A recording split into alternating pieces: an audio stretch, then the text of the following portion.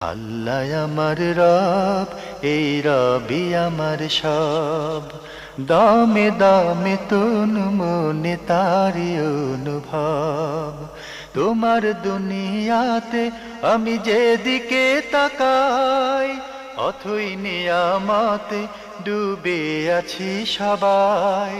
পাক পাখালির গানে শুনি তসবি কলো রব, তসবি কলো রব। আল্লাহ আমার রব, এই রবি আসসালামু আলাইকুম। আলহামদুলিল্লাহ, আসসালাতু ওয়াসসালাম আলা রাসূলিল্লাহ। প্রিয় দর্শক, আপনারা যারা দেশে আছেন প্রবাসে, সবাইকে জানাই অনেক অনেক প্রীতি ও শুভেচ্ছা। শুরু হলো এনটিভি আয়োজিত এবং লাভ হেলো নিবেদিত অনুষ্ঠান আপনার জিজ্ঞাসা। আপনাদের সাথে আছি আমি জয়নুল আবেদিন আজাদ। আর আপনাদের মনোজাগা প্রশ্নের জিজ্ঞাসার জবাব দিচ্ছেন বিশিষ্ট আলেম ডক্টর মোহাম্মদ সাইফুল্লাহ। আসসালামু আলাইকুম ওরহমতুল্লাহি ওয়া বারাকাতুহু। প্রিয় দর্শক, চলুন তাহলে জিজ্ঞাসার জগতে। শুরুতে একটি ইমেল পাঠিয়েছেন মোহাম্মদ আলমগীর ইসলাম। লিখেছেন, একজন ব্যক্তি নামাজ না পড়লে সে ব্যক্তি অন্যকে নামাজ পড়তে বলতে পারবে কি? না, যে ব্যক্তি নামাজ পড়ে না তিনি অন্যকে নামাজের উপদেশ দেওয়ার কোনো প্রয়োজন নেই। কারণ হচ্ছে নামাজ না পড়া হচ্ছে ঈমান এর পরিপন্থী কাজ। নামাজ না পড়াকে, নামাজ পরিহার করাকে পরিপূর্ণরূপে সাহাবায়ে কেরামগণ কুফরি বলেছেন। এবং ফরজ যে কোনো ইবাদত, যদি কোনো ব্যক্তি সামর্থ্য আছে, শক্তি আছে, সুযোগ আছে, কোনো ধরনের সমস্যা নেই, ইচ্ছাকৃতভাবে ফরজ ইবাদতকে সে ব্যক্তি ইচ্ছাকৃতভাবে বর্জন করে, তাহলে সে ব্যক্তি কাফের। তাই এক্ষেত্রে নামাজ যে আদায় করবে না, তার এই কাজটি কুফরি। সুতরাং কুফরি কাফের ব্যক্তির প্রয়োজন নেই যে অন্যকে তিনি উপদেশ দিবেন, উপদেশ দেওয়ারও প্রয়োজন নেই। কিন্তু যদি এমন হয় যে সালাত আদায় করে কিন্তু মাঝে মধ্যে অলসতার কারণে ছুটে যায়, এক ওয়াক্ত দুই ওয়াক্ত ছুটে যায়, আবার আদায় করে, কিন্তু ছুটে গেলে যথেষ্ট হবে না, ছুটে গেলে আদায় করতে হবে। কারণ এটা ঈমান রক্ষার বিষয়, ঈমান রক্ষার বিষয়।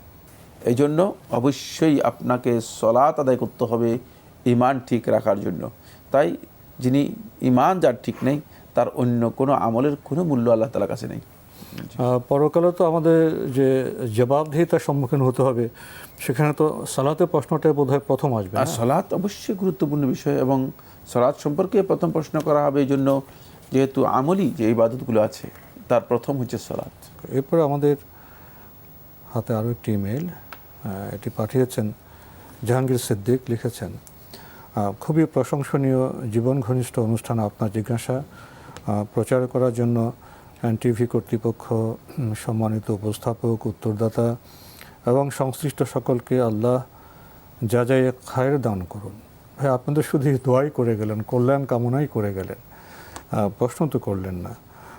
মানে আপনি কষ্ট করে ইমেল পাঠিয়েছেন, একটি ছোট্ট প্রশ্ন করলেও আপনার চিঠিটা বোধ আরও সমৃদ্ধ হতো, আমরা আরও উপকৃত হতে পারতাম। তবে আপনি যে আমাদের অনুষ্ঠানের জন্য কল্যাণ কামনা করেছেন, দোয়া করেছেন, ভ্রাতৃত্বের সম্পর্কের এই যে উদাহরণ সৃষ্টি করেছেন, এটা অনুপ্রেরণার যোগ্য, প্রশংসাযোগ্য।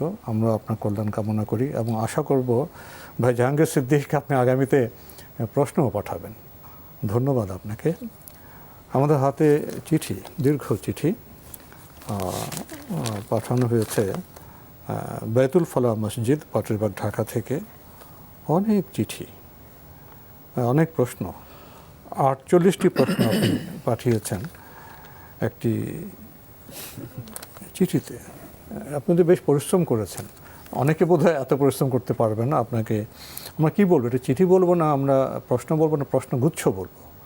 আপনি প্রশ্নগুচ্ছ পাঠিয়েছেন, আমরা আপনার প্রশ্নে যাই। আপনি 24 নম্বর প্রশ্নে লিখেছেন, প্রকৃত সফলতা কোনটি? একটাই প্রকৃত সফলতা, মান যুহজিহা আনিন নারি ওয়া উদখিলাল জান্নাতা ফাকাদ ফাজ। আল্লাহ সুবহানাহু ওয়া তাআলা কোরআনে কারীমে ইরশাদ করেছেন, যাকে জাহান্নামের আগুন থেকে সরিয়ে নেওয়া হলো, মুক্তি দেওয়া হলো, ওয়া উদখিলাল জান্নাহ, জান্নাতে প্রবেশ করলো, ফাকাদ ফাজ, সেই মূলত সফলতা লাভ করলো।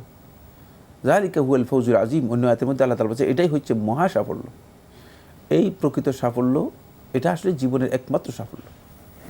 আর দুনিয়ার যত জিনিস পান, কারণ আপনি যদি মানে 100 তলা বিল্ডিংয়ের মালিকও হয়ে যান, মৃত্যুর পরে 100 তলা বিল্ডিং থেকে যাবে, আপনার কবরে এর কোনো ধরনের ফায়দা হবে না। মানে একজন ব্যক্তি থেকে বর্ণনা করা হচ্ছে যে হারুন রশিদ তার কাছে গেলেন, তখন বললেন যে আমাকে কিছু উপদেশ দাও। তখন তিনি বললেন যে আমি তোমাকে কি উপদেশ দিব, কোথায় তোমার বাপ দাদারা, কোথায় গেল ওরা? ওরা তো সব মরে গেছে। বলে মরে গেলেও তাদের বাড়িঘরগুলো কোথায়? বললো যে এই যে বিশাল বিশাল প্রাসাদগুলো দেখতে পাচ্ছ, এগুলো। বলছে কবরে কি আদৌ তাদের এই প্রাসাদগুলো কোনো কাজে লাগতেছে? তাদের কি কোনো সুবিধা দিচ্ছে? সুতরাং আপনি যে প্রশ্ন করেছেন তাও এটাই, সাফল্য মূলত দুনিয়াতে আমরা যে চাকচিক্য দেখতে পাচ্ছি, এগুলো অনেকটাই মরীচিকার মতো। চোখ মানে ধাঁধানো, চোখে একটু আপনার মানে সুন্দর দেখাচ্ছে এই, কিন্তু এর মানে চূড়ান্ত বিষয় হচ্ছে এটি আপনাকে এখান থেকে চলে যেতে হবে। রাসূলুল্লাহ সাল্লাল্লাহু আলাইহি ওয়াসাল্লাম হাদিসের মধ্যে ইরশাদ করেছেন, ওয়ামা আনা ওয়াদ দুনিয়া কারাকিবিন ইস্তাজাল্লা তাহতা শাজারাতিন, আমি এবং দুনিয়ার উদাহরণ হচ্ছে এমন, কারাকিবিন একজন আরোহীর মতো, ইস্তাজাল্লা তাহতা শাজারা যে আরোহণ করে কোনো দূর থেকে এসে একটা গাছের ছায়ায় কিছুক্ষণ ছায়া নিল, তারপর ছায়া নেওয়ার পরে এরপর আবার সেখান থেকে প্রস্থান করে চলে গেল। সুতরাং এই সাফল্য দুনিয়ার যেগুলোকে মানুষ মনে করতেছে অনেক বিশাল বিশাল সাফল্য, অনেক বড় সাফল্য অর্জন করেছে, এগুলো একেবারেই ক্ষুদ্র, একেবারেই নগণ্য। মহা সাফল্যের কথা বলেছেন, প্রকৃত সাফল্যের কথা বলেছেন, সেটি মূলত আখিরাতের সাফল্য। জি। আরও লিখেছেন, কোরআন সুন্নাহর আলোকে বলবেন দুনিয়ার এই জীবন কিভাবে কাটানো উচিত ইমানদারদের? দুনিয়ার জীবন ইমানদার ব্যক্তিও কীভাবে কাটাবে, সহিহ মুসলিমে হাদিসে রাসূলুল্লাহ সাল্লাল্লাহু আলাইহি ওয়াসাল্লাম বলে দিয়েছেন, আর দুনিয়া সিজনুল মুমিন, দুনিয়াটা মুমিনের ব্যক্তির জন্য জেলখানা, কারাগারের মতো। ও জান্নাতুন লিল কাফির, তবে জান্নাতুন লিল কাফির, কাফের ব্যক্তির জন্য জান্নাতের মতো, বাগানের মতো। কাফের ব্যক্তি এখানে যেভাবে খুশি বলগাহীনভাবে, দায়িত্বহীনভাবে স্বেচ্ছাচারী জীবনযাপন করবে। আর ইমানদার ব্যক্তি কারাগারে যেভাবে থাকলে যে নিয়ন্ত্রণে থাকে, ঠিক এভাবে নিজেকে নিয়ন্ত্রণের মধ্যে রাখবে। নিয়ন্ত্রণটা কিসের? তিলকা হুদুদুল্লাহ, তিলকা হুদুদুল্লাহ, এগুলো হচ্ছে আল্লাহ তাআলার সীমারেখা। ফালা তা'তাদুহা, সুতরাং এই সীমারেখা তোমরা অতিক্রম করতে পারবে না। ওয়া মান ইয়াতা'আদ্দা হুদুদাল্লাহি ফাউলাইকা হুমুদ যালিমুন, আর যারা আল্লাহ রাব্বুল আলামিনের সীমারেখাগুলোকে অতিক্রম করে যাবে তারা জালিম, তারা পাপাচারী, তারা অপরাধী। সুতরাং আপনি ওই সীমারেখাগুলো ঠিক রেখে যদি দুনিয়াতে চলতে পারেন, তাহলেই আপনি দুনিয়ার জীবনটাকে যথাযথভাবে পালন করতে পারবেন। দুনিয়ার জীবন সম্পর্কে বিশাল কনসেপ্ট, বিশাল বক্তব্য। শুধু সংক্ষেপে আমি এই দুটি কথা দিয়ে মানে বুঝাতে চাই, সেটা হলো দুনিয়ার জীবনে যেভাবে খুশি সেভাবে চলা যাবে না। যেমন খুশি তেমন সাজো, এটা দুনিয়ার জীবনের জন্য নয়, বরং দুনিয়ার জীবনের জন্য আল্লাহ সুবহানাহু ওয়া তাআলা সুনির্দিষ্ট কিছু বিধান দিয়েছেন। হালাল এবং হারামের যে পরিধি দেওয়া আছে, সেই পরিধির মধ্যেই, সেই বৃত্তের মধ্যেই আপনাকে থাকতে হবে। এর গণ্ডির বাইরে যাওয়া আপনার জন্য দুনিয়ার জীবনে বৈধ নয়। এরপর আপনি আরও লিখেছেন, সরল পথ কোনটি ব্যাখ্যা করবেন দয়া করে? সরল পথ হচ্ছে আল্লাহ রাব্বুল আলামিনের ইবাদত করা, শিরক মুক্ত ইবাদত করা, নবী সাল্লাল্লাহু আলাইহি ওয়াসাল্লাম দেখানো সুন্নাহ তরিকা ইবাদত করা, বেদাত মুক্ত জীবন যাপন করা। সরল পথ হচ্ছে রাসূলুল্লাহ সাল্লাল্লাহু আলাইহি ওয়াসাল্লাম যা নিয়ে এসেছেন সেটাকে সম্পূর্ণরূপে মেনে নেওয়া এবং তারই অনুসরণ করা, আল্লাহ এবং তার রাসূলের ভালোবাসাকে অগ্রাধিকার দেয়া, এগুলো হচ্ছে সরল পথের মূল পরিচয়। ওয়া আন্না হাযা সিরাতি মুস্তাকিমান ফাত্তাবিউহু, আল্লাহ তাআলা বলেন এটাই হচ্ছে আমার রাস্তা, যেটি মুস্তাকিমান, সরল সহজ। ফাত্তাবিউহু, সুতরাং তোমরা এটারই অনুসরণ করো। এই যে 5টি পয়েন্ট বলেছি, এই 5টি পয়েন্ট হচ্ছে সরল পথের মূল পরিচয়, যেটা আল্লাহ সুবহানাহু ওয়া তাআলা কোরআনে কারীমের মধ্যেও স্পষ্ট করে বলে দিয়েছেন। কোরআনে কারীমের মধ্যে আল্লাহ রাব্বুল আলামিন খুব এক কথায় বলেছেন, মানে খুব সহজে বলেছেন, সেটা হচ্ছে ইহদিনাস সিরাতাল মুস্তাকিম সিরাতাল লাযিনা আনআমতা আলাইহিম, যাদের উপর আপনি নিয়ামত দিয়েছেন তাদের রাস্তা, অর্থাৎ নবী এবং রাসূলদের রাস্তাই হচ্ছে মূলত সরল পথ। আর নবী এবং রাসূলগণ যেই পথ দেখিয়েছেন সেই পথগুলো হচ্ছে এই যে 5টি গুরুত্বপূর্ণ বৈশিষ্ট্য বলেছি, এই বৈশিষ্ট্য বণ্টিত যে পথ, সেই পথই হচ্ছে মূলত নবী এবং রাসূলের দেখানো পথ। আপনি বোধহয় একই বৃত্তে ঘুরছেন প্রশ্নগুলো নিয়ে। যেমন এরপরে আপনি লিখেছেন, এই পৃথিবীতে সুন্দর জীবন পাওয়ার আমল কি? বলেছেন তাকে অস্পষ্ট কথা। সুন্দর জীবন বলতে কি বোঝায় সেটাও জানতে হবে। সুন্দর জীবন কথাটি শুদ্ধ নয়, যে সুন্দর জীবন কথাটি শুদ্ধ নয়। জি, আমি তো ব্যক্তিগতভাবে মনে করি যে সুন্নতসম্মত জীবনই হলো সুন্দর জীবন, আর তো কোনো এর বাইরে আমরা কোথায় যাব। লিখেছেন, এই পৃথিবীতে টোটাল সহিহ হাদিসের সংখ্যা কত? সহিহ হাদিসের সংখ্যা এভাবে নিরূপণ করা হয়নি, তবে বর্ণিত সহিহ হাদিসের সংখ্যা সর্বোচ্চ 4000 কাছাকাছি হতে পারে, সব মিলিয়ে এগুলো সহিহ রিওয়ায়াত দ্বারা সাব্যস্ত হয়েছে, যদি সেগুলো রিপিটেশনটা বাদ দেওয়া হয়, মানে পুনরাবৃত্তি বাদ দেওয়া হয়। রিপিটেশন বাদ দিলে 4000-এর মতো হবে, 4000 কাছাকাছি হবে। জি, প্রায় 4000 আমরা জানলাম বিষয়টি সম্পর্কে। প্রিয় দর্শক আরও লিখেছেন, কিয়ামতের দিন আল্লাহর অনুগ্রহে জান্নাত কারা পাবে? কিয়ামতের দিন আল্লাহর অনুগ্রহ, সবাই তো আল্লাহর অনুগ্রহে জান্নাত পাবে, কেউ জান্নাত নিজের আমল দিয়ে প্রবেশ করতে পারবে না, আল্লাহর দয়া ছাড়া তো সম্ভব না। রাসূলুল্লাহ সাল্লাল্লাহু আলাইহি ওয়াসাল্লামকে প্রশ্ন করা হয়েছে যে রাসূল সাল্লাল্লাহু আলাইহি ওয়াসাল্লাম লা ইউদখিলুল্লাহু আহাদান ফি জান্নাতিহি ইল্লা বিফadliহি আও রাহমাতিহি, আল্লাহ সুবহানাহু ওয়া তাআলা কাউকে তার রহমত অথবা অনুগ্রহ ছাড়া জান্নাতে প্রবেশ করাবেন না। কালু ইয়া রাসূলুল্লাহ ওয়ালা আনত, প্রশ্ন করলেন, হে আল্লাহর রাসূল, আপনি ছাড়াও, মানে আপনিও? কালা হাত্তা আনা, আমিও। ইল্লা আন ইয়াতাগাম্মাদানি আল্লাহু বিরহমাতিহি, যদি আল্লাহ সুবহানাহু ওয়া তাআলা তার রহমতের মাধ্যমে আমাকে মানে অনুগ্রহ করেন, রহমতের আওতাভুক্ত করেন, তাহলেই আমি প্রবেশ করতে পারবো। সুতরাং যদি অনেক বড় বার্তা রয়েছে, অনেক বড় বার্তা। সুতরাং কারণ জান্নাত কিভাবে আপনি প্রবেশ করবেন? আপনি দুনিয়ার জীবনে, এটা খুব মানে কমন সেন্স দিয়ে বোঝা সহজ। দুনিয়ার জীবনে আপনি 40 বছর ইবাদত করছেন আল্লাহ তাআলা, 40 বছরের মধ্যে আপনি প্রায় মানে 25 বছর ঘুমেই কাটাচ্ছেন, ইবাদত করেন, তারপরে খাওয়া দাওয়া, তারপর আদার্স প্রাসঙ্গিক অনেক জৈবিক কাজ আছে, সব মিলিয়ে ইবাদতের যদি পরিমাণ বের করা হয়, একজন ব্যক্তির জীবনে হয়তো সর্বোচ্চ 10 থেকে 11 বছর হতে পারে। 10-11 বছরের ইবাদত দিয়ে তিনি চিরস্থায়ী কোটি কোটি বছরের জান্নাত এবং নাজ নিয়ামত ভোগ করবেন কিভাবে? আর এই যে 40 বছর তিনি জীবনযাপন করেছেন, মানে বা 40 বছর যে আছেন, এই 40 বছর তো আল্লাহ তাআলার লক্ষ কোটি নিয়ামত ভোগ করেছেন, সাথে অনেক অন্যায় পাপের কাজ করেছেন। এই যে নিয়ামতগুলো ভোগ করেছেন, তো এগুলো কোথায় যাবে? এগুলোর তো শুকরিয়া আদায় করা, হিসাব কি? হ্যাঁ, এগুলোর হিসাব কি হবে? এটা কমন সেন্স হিসাব চাইলে তো উপায় নেই। এগুলো কমন সেন্স দিয়ে বোঝা যায় যে রহমত ছাড়া এখানে আর কোনো ধরনের উপায় নেই, কোনো ধরনের পথ নেই। প্রিয় দর্শক, আপনার প্রশ্ন যেন শেষ হবার নয়, তাই আজকে শুধু আর একটি প্রশ্ন পড়ে আপনার চিঠি থেকে আমরা অন্য প্রশ্নে যাব। বাকি আপনার আরও অনেক প্রশ্ন রয়ে গেছে, সেগুলো আমরা ধীরে ধীরে দেওয়ার চেষ্টা করব। প্রিয় দর্শক, আপনি 28 নম্বর প্রশ্নে লিখেছেন, পৃথিবীর সব সেই হাদিস পাওয়া যাবে কোন আরবি হাদিসের বইটি পড়লে? একটু ধীরে বই লেখকের নাম বলবেন। ইন্টারনেটে পাওয়া যাবে? কোনো অ্যাড্রেসে পাওয়া যাবে? ধন্যবাদ আপনাকে। আপনি সেই হাদিসগুলো যদি একসাথে পেতে চান, শেখ জিয়াউর রহমান আজমি রাহিমাহুল্লাহ তাআলা তিনি একটা আল মুসনাদ আল জামি আস-সহিহ আশ-শামিল, আল মুসনাদ আল জামি আস-সহিহ আশ-শামিল, এই কিতাবের মধ্যে তিনি এটা একসাথ করেছেন, কিন্তু সেটা অনেক বিস্তৃত, অনেক ব্যাপক। শেখ রাহিমাহুল্লাহ তাআলা এটাকে জমা করেছেন। এগুলোকে অত্যন্ত সংক্ষেপে এবং রিপিট বা রিপিটিশন মুক্ত যদি চান, তাহলে আহমদ সালেহ আশ-শামি এর লেখা মাআলিমুস সুন্নাহ নববিয়্যা এর মধ্যে সংক্ষেপে পাবেন। আমি জানি না আসলে মানে ওই ধরনের পড়তে পারবে কিনা বা এই জ্ঞান আছে কিনা। আমরা শুধু প্রশ্নের জবাবটা দিলাম।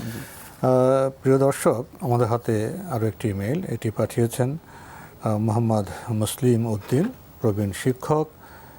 লিখেছেন, মসজিদ, মজলিসে, মিলাদ মাহফিলে হিন্দি গানের সুরে তথাকথিত হামদ এবং নাতে রসুল গজল গাওয়া কি শরীয়ত সম্মত নাকি হারাম? ধন্যবাদ। না, এই ধরনের গজল গাওয়া, গান গাওয়া হারাম, শরিয়া সম্মত নয়। হিন্দি গানের সুরে অথবা অন্য কোনো গানের প্যারোডি করে মানে যেই সমস্ত গান বা সঙ্গীত করা হয় তাকে, এগুলো হারাম, এগুলো জায়েজ নেই। ইসলামী শরীয়তে শুধুমাত্র কবিতাকে অনুমোদন দেওয়া রয়েছে।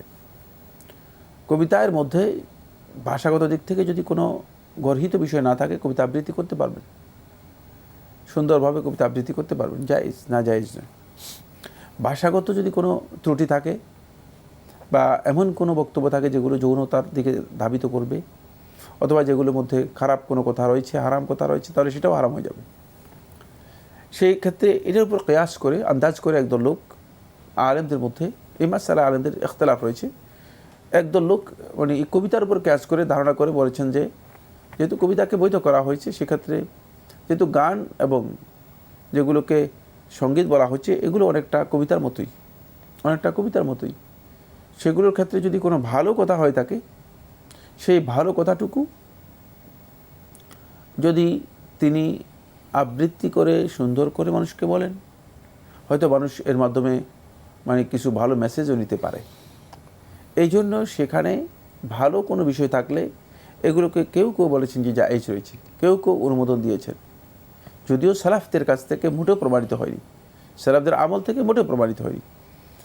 বাকি এই অনুমোদনটুকু দিয়েছে, এই অনুমোদনের উপর নির্ভর করে এখন আপনি এটা মানে এই কী বলে এই হিন্দি গানে চলে যাবেন, তারপরে আরও বিভিন্ন ধরনের গানে মানে সীমা লঙ্ঘন করবেন না। এর বিধান ইসলামী শরীয়তে পরিপূর্ণরূপে হারাম। ইদানিং আমরা দেখতে পাচ্ছি যে অনেকে হাদিসের টেক্সটকেও, কোরআনকেও আমার কাছে গত বর্ষে একজন পাঠিয়েছে, মানে কোরআনকে হিন্দি গানের সুরে করেছে, এটা কি কয় জানি সঙ্গীত মানে আবৃত্তি করেছে। তো এই কাজগুলো সম্পূর্ণরূপে হারাম, কারণ এতে অনেক অবক্ষয় এবং বিকৃতি আছে, যেটা ইসলাম কোনোভাবেই অ্যালাউ করে না। এমনিও আলেমরা এই বিষয় নিয়ে যথেষ্ট বিতর্ক করেছেন, কারণ এই বিষয়ে ইসলামী শরীয়তের দিক নির্দেশনা হচ্ছে যথাসম্ভব দূরে থাকা। কারণ স্পষ্ট করে আব্দুল্লাহ ইবনে মাসউদ রাদিয়াল্লাহু আনহু বর্ণিত একটি মাওকুফ সহিহ রওয়ায়াতের মধ্যে এসেছে, বলেছে আল গানা আওয়াল গানা তুমবিতু আন-নিফাকা ফিল কলব, গান এটি মানুষের অন্তরের মধ্যে মুনাফিকি তৈরি করে থাকে। তো যদি সেই গানটা মানে মৌলিকভাবে ভাষাগত দিক থেকে বিচ্যুত হয়, তাহলে তো কোনো সন্দেহ নেই এটি যে মুনাফিকের কারণ হবে। কিন্তু আব্দুল্লাহ ইবনে মাসউদ রাদিয়াল্লাহু তাআলা আনহু এখানে এই ধরনের কথা উল্লেখই করেননি। এই ধরনের রেওয়ায়াত রয়েছে, একজন দুইজন নয়, এই ধরনের রেওয়ায়াত রয়েছে সাহাবায়ে কেরামদের মধ্যে থেকে 7 জনের কাছ থেকে। সুতরাং এক্ষেত্রে আমাদের সতর্কতা অবলম্বন করা উত্তম। হিন্দি গান, ওই গান, সেই গান, এগুলোকে মানে আবার কনভার্ট করে নিয়ে এসে ইসলামের মধ্যে ঢুকানোর চেষ্টা করা, আমি মনে করে থাকি যে আরও মসজিদের মধ্যে এগুলো একেবারেই গর্হিত কাজ, হারাম কাজ। এই কাজ যারা করেন জি তারা তো ভাবছেন যে আমি বোধহয় সৃজনশীল কাজ করছেন, এখানে রুচির প্রশ্ন চলে আসে। জি। একটি গানে বাণী থাকে, যারা সঙ্গীত বিশেষজ্ঞ তারা জানেন যে যখন সুর দেওয়া হয়, তাল লয় থাকে, বিভিন্ন রিদম থাকে, তো কোন পরিবেশটাকে আপনি কোন পরিবেশে তুলে আনছেন? জি এখানে কি বিবেচনাবোধ কাজ করবে না? এখানে রুচিবোধ কাজ করবে না? আমরা কি ইসলাম করছি? আমরা কি কোরআনকে উপলব্ধি করি? কোরআনটা কী রে ভাই? শব্দগুলো কার? এটা তো নাজিলকৃত। আমরা কি কোরআনের মর্যাদা সম্পর্কে সামান্যতম সচেতন হব না? এখানে বোধহয় আমাদের ট্র্যাজেডি। এছাড়াও এখানে একটা বিষয় আছে, এখানে একটা গুরুত্বপূর্ণ বিষয় আছে, সেই বিষয়টা হচ্ছে এই, যিনি এই গানটাকে কনভার্ট করতেছেন মানে এই হিন্দি গানের থেকে, তিনি অন্তপক্ষে ওই হিন্দি গানেই তো তিনি অন্তপক্ষে 100 বার শুনবেন না, দেখতে হবে। আমি যখন পরিবেশের কথা বললাম, ব্যাখ্যা না করে কোন পরিবেশ থেকে আপনি আসলেন, হ্যাঁ, কোন অবক্ষয়ের দিকে চলে গেলেন, ঠিক না? তো সময় তো শেষ হয়ে গেল। আমরা আরও কিছু কথা বলার ছিল, কিন্তু সময়ের সীমাবদ্ধতার কারণে আমাদের এখানে থামতে হলো। আল্লাহ যদি তৌফিক দেন অন্য কোনো সময় আমরা আরও কিছু কথা বলার চেষ্টা করব। তো আজকে আমাদের এখানে শেষ করতে হচ্ছে। আপনাকে অনেক ধন্যবাদ। হ্যাঁ, আপনাকে অনেক ধন্যবাদ। প্রিয় দর্শক, আমরা দেখছিলাম এনটিভি আয়োজিত এবং লাভ হলো নিবেদিত অনুষ্ঠান আপনার জিজ্ঞাসা। আমাদের অনুষ্ঠান আপনারা এনটিভি অনলাইনেও দেখতে পারবেন। ভিজিট করুন www.ntvbd.com। এছাড়া ইউটিউবে এবং আমাদের ভেরিফাইড ফেসবুক পেজে অনুষ্ঠান দেখতে পারবেন। ভাই মোহাম্মদ মুসলিম উদ্দিন একটি চিত্র আমাদের আজকে উপহার দিলেন। মসজিদে মজলিসে আমরা হিন্দি গানের সুরে কথা বলি, নথাম গাই, আবার আপনি তো যোগ করলেন আমরা কোরআনের আয়াতকেও আমরা সেই হিন্দু সুরে নিয়ে যাচ্ছি। বোঝা যায় আমরা খুব স্থূল হয়ে গেছি।